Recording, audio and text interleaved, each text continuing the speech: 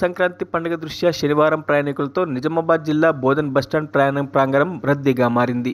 సంక్రాంతి పండుగ సందర్భంగా పాఠశాలలకు, కాలేజీలకు సెలవులు ప్రకటించడంతో హాస్టల్ విద్యార్థులను వారి తల్లిదండ్రులు తమ గ్రామానికి తీసుకువెళ్లడానికి రావడంతో వివిధ కారణాల రీత్యా రోజువారీ ప్రయాణించే ప్రయాణికులతో పాటు విద్యార్థుల తల్లిదండ్రులు, విద్యార్థులు జతవడంతో బస్టాండ్ ప్రాంగణమంతా ప్రయాణికులతో కిక్కిరిసిపోయింది. బస్సుల రాక కోసమే ప్రయాణికులు వేచి చూస్తున్నారు. పండుగ దృష్ట్యా పలు ప్రాంతాలకు స్పెషల్ బస్సులను కూడా వేయడం జరుగుతోంది. పండుగ దృష్ట్యా ప్రజల ప్రయాణాలు ఎక్కువగా ఉంటాయని, ఫుడ్ బోర్డులపై వేలాడుతూ వెళ్లవలసిన పరిస్థితి వస్తుందని, కావున డిపో తరపున మరిన్ని బస్సులను వేయాలని ప్రజలు అంటున్నారు.